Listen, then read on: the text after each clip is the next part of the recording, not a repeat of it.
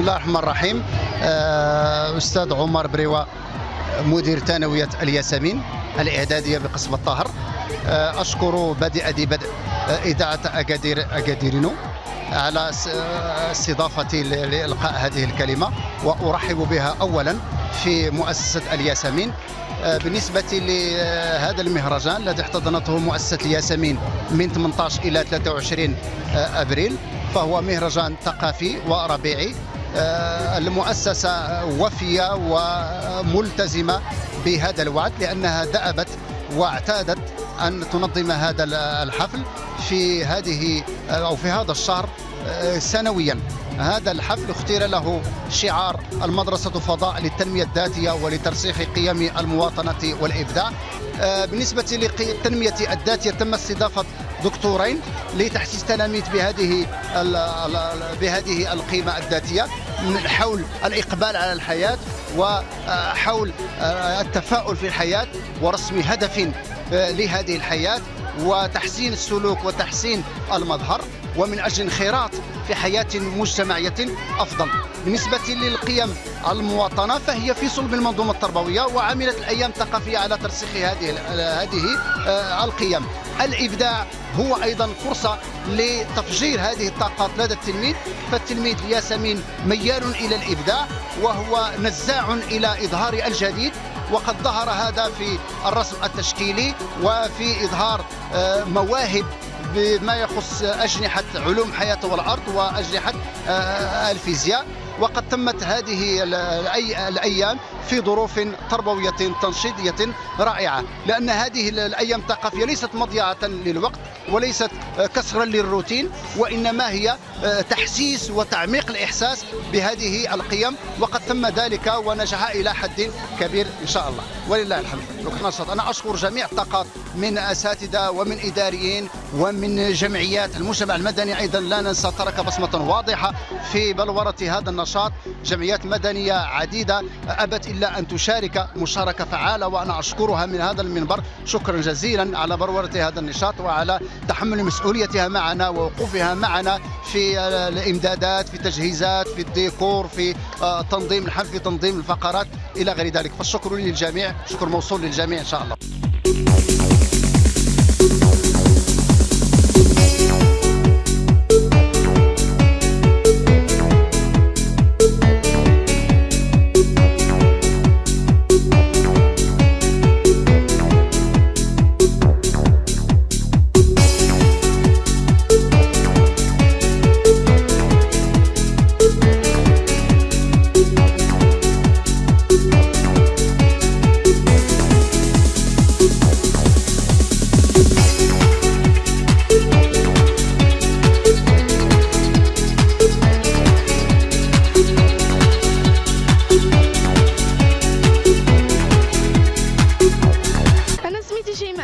كنقرا في مدرسة الياسمين ثانوية الياسمين، وانا جد فرحانه بهذا النهار لانني تسلمت جائزه من طرف السيد المدير، وكنتمنى اللي ما حلفوش الحظ بانه يشدها انه يزيد يعطي جهد اكثر باش يحصل عليها. اسمي كامل حفصه ملاحظ، كنقرا في المستوى الاولى اعدادي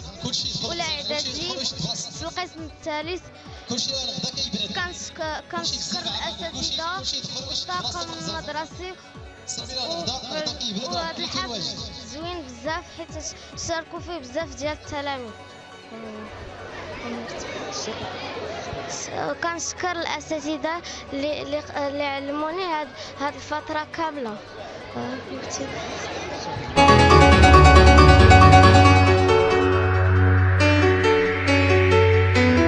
علي سميع، صفة رئيس جمعية آباء وأمهات وأولياء تلاميذ وتلميذات ثانوية الياسمين الإعدادية. نتشرف بتنظيم هذا الحفل الذي يعتبر تتويجا للأيام الربيعية التي نظمتها ثانوية الياسمين الإعدادية بمجهودات طاقم التدريس والطاقم الإداري، وكذلك العديد من التلاميذ الذين أبانوا عن قدراتهم وعن مواهبهم.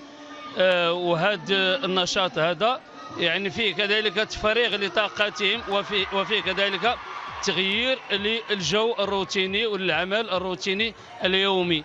وبطبيعة الحال يعني تنشكر جميع المساهمين من قريب ومن بعيد بطاقتهم الإبداعية، أساتذة، تلاميذ، إداريين. كذلك تنشكر المجلس البلدي كذلك اللي دعمنا بهذه المنصة اللي كتشوفوها، يعني دازت على الفقرات ديال هذا النشاط.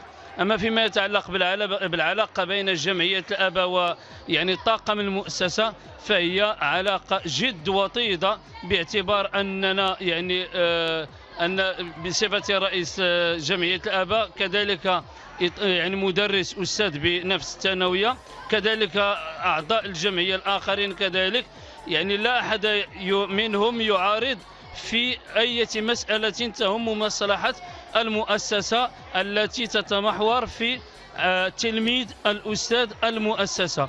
ويعني وأجدد الشكر للجميع. إذن هذا كما قلت، هذا الحفل هذا نتمنى أن تتكرر مثل هذه المناسبات، لأن كما قلت تساهم في توطيد العلاقات بين التلاميذ فيما بين بعضهم البعض، وكذلك بين التلاميذ وطاقم المؤسسة.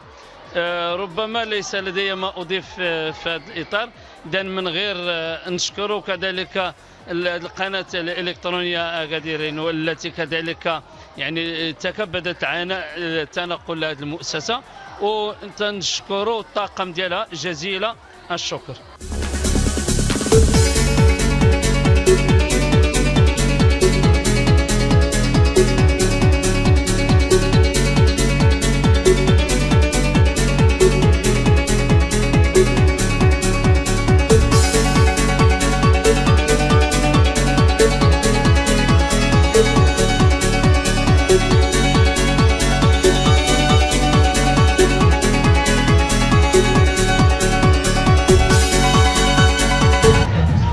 بسم الله الرحمن الرحيم. احنا حضرنا اليوم في هذه الثانويه الاعداديه ديال الياسمين تلبيه لدعوه السيد المدير لحضور هذا الحفل البهيج اللي داروا بمناسبه اختتام الايام الربيعيه بالنسبه للمؤسسه. المجلس البلدي من طبيعه الحال هو داعم لجميع المؤسسات التعليميه في الانشطه الثقافيه ديالها والبيئيه والرياضيه. بين الدعم اللي حاولنا نقدمه لهذه المؤسسه هو الدعم اللوجستيكي بالدرجه الاولى، ثم دعم يخص الاعتناء بالمؤسسة من الناحية البيئية، واحد العدد من الأشجار اللي هي مثمرة والأشجار الأخرى ديال هذا الاعتناء من المؤسسة. وكذلك كما قلت هذا الدعم اللوجستيكي بما يخص هذا الحواجز في المنصة إلى غير ذلك لإنجاح هذا النشاط. وحنا إن شاء الله نتعاونوا مع جميع المؤسسات في الأنشطة ديالهم اللي كينظموها. وشكرا لكم.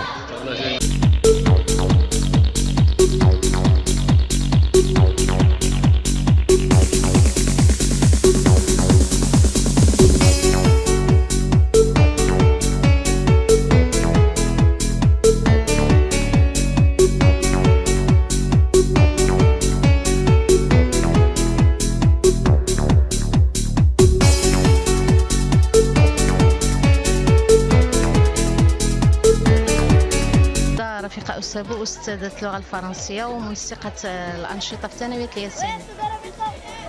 دونك اليوم كنا في الحفل الختامي ديال الأيام الربيعية ابريل 2016 اللي كانت يعني الايام كانت حافله مجموعه من الانشطه، مجموعه من الورشات.